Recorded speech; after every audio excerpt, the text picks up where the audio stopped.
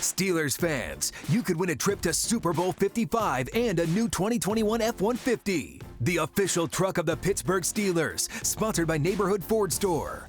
Rules and regulations are on the entry page, and remember, this contest is a twofer. Scroll down the page after you voted for the super fan of your choice and enter to win that truck. Visit FordHallOfFans.com/football. It's a fun opportunity to win a truck. Welcome back. Got a lot to talk about here. Josh Taylor, Paul Zeise live in the 93.7 The Fan newsroom. 412-575-2600 on the Bordas and Bordas hotline. Paul, before the break, I mentioned we wanted to talk about the remaining playoff field in the AFC. Of course, with Kansas City getting the bye, Buffalo being the 2 seed. So you look at it from the perspective of, with Buffalo facing Indianapolis being the number 7, it's pretty much virtually impossible for the Steelers to face anybody other than Baltimore, Tennessee, or Buffalo in the second round. So when you're looking at those 3 possible opponents, I look at Buffalo, a team they already faced in Buffalo and it didn't go too well. I look at Baltimore, a team they've already beaten twice, and look at Tennessee, a team they already beat on the road. And I wonder who the favorable matchup of the 3 is going into this second round, assuming that they beat Cleveland like everybody you talked to said they should do. Well, I mean, I would think the best case scenario would be that the Colts win and then the Titans win, and that way the Steelers would get the Titans. That's their best matchup. I mean, to me, they don't want to see the Ravens again. I'm convinced that the Ravens, to me, this year, Josh, I'll make a little prediction here. I like the Ravens to actually beat the Chiefs next week. Now, I could be wrong. People could be laughing at me, by 4 o'clock Sunday if they lose to the Titans. But I actually think the Ravens are the team that is probably going to go to the Super Bowl from the AFC.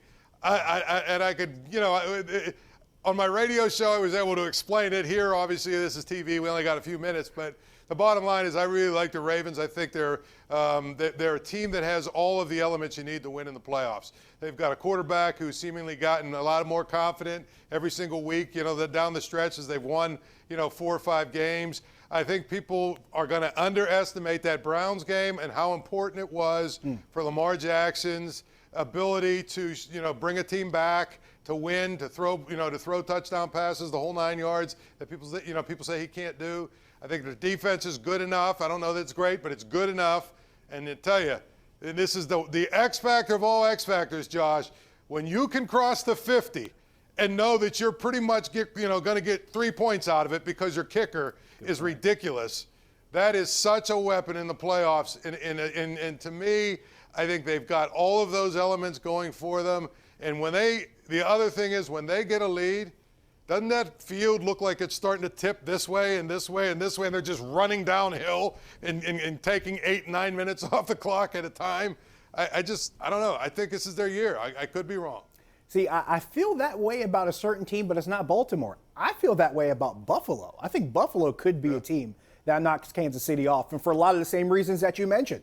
Quarterback getting better with a lot of confidence. Josh Allen, you can make the case he might be the second best quarterback as far as momentum going into the playoffs behind Patrick Mahomes. You could make a good case for Ryan Tannehill. I think he's probably been the most underappreciated quarterback in the AFC playoff field. But their quarterback's getting a lot more confidence. Their defense is really good. They can match up with just about any offense that goes out there. They do tend to struggle against the run, but if they can get out to a lead, they can make it really tough for other teams trying to get out ahead of them. So I like the team that I think that scares me the most of those 3 is Buffalo. But to your point, with Baltimore, you're right. With Lamar Jackson, if he's that confident, he's going to be difficult. If they have the ball past the 50, especially if they get within field goal range, it's pretty much guaranteed. But there's also the Steelers and Baltimore dynamic. And if I've already faced Baltimore twice in the season, and one of those games didn't really go well as far as the fallout from it, I don't want to face Baltimore a third time because, to be simple, someone's going to get hurt. It's just pretty much how it happens when these 2 teams play. And if you can avoid a third confrontation with Baltimore, it's definitely better for your team's health. Even if you win, it sometimes feels like you still lose. 412-575-2600 on the Bordas and Bordas hotline. We got Fred in North Huntington. Fred, you're on the Nightly Sports Call. Hi, guys. Thanks for taking my call. Always nice to talk to you, Josh, and Likewise. always nice to talk to the living legend of Westmoreland County, Mr. Paul Zeise. That's an introduction, man. Hey, Paul, you brought up about the kicker with Baltimore. That guy is by far the best kicker that I've ever seen. He's a Hall of Fame football player right now. I know a lot of people don't want kickers in the Hall of Fame. That guy changes the game. They know as soon as they cross the 50-yard line, he's going to the Hall of Fame, basically. Absolutely. What I wanted to talk about real quick, though, is the most alarming thing to me with the Steelers this year, when you look at the 16 games that they've played, I can only pick a couple where they have actually won the line of scrimmage on the offensive side of the football. And that's the most alarming thing to me. I think two games stand out, the Cleveland game, the one Cleveland game, and the one Cincinnati game. And I just think before it's all said and done, that's going to come back to bite them. I'll hang up and listen. Thanks, guys. Fred's got a good point about what we saw throughout the course of the season, but there's something I got to interject here with. We saw a lot of injuries during the course of the season, too, especially in the early part. David DeCastro was hurt early.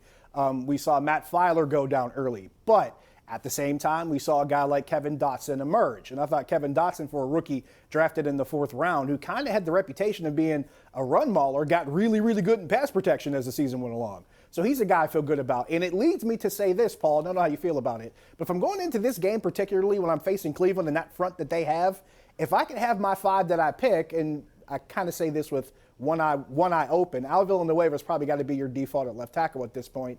But Kevin Dotson at left guard, Marquise Pouncey at center, David DeCastro at right guard, and I'm putting Matt Filer at his old position at right tackle. But that's just me. I feel like those are your 5 best guys, Paul.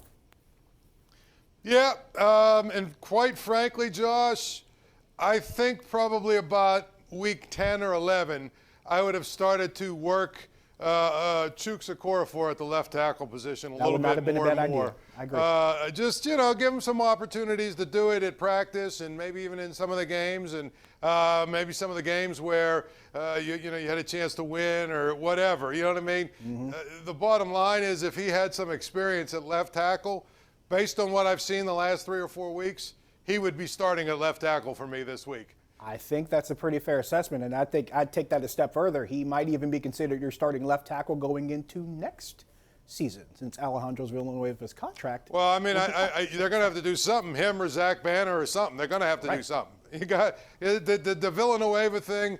Great story, great background. Obviously, country's hero and all that other stuff. But it's probably time for him to get on with his life's work. I was waiting on that. I was wondering if that was going to happen. I love that Chuck Noll reference. We got to take another break. We come back. I got to ask Paul a baseball-related question, and it might be one that gets Pirates fans a little riled up. We'll talk about it when we come back. Stick around.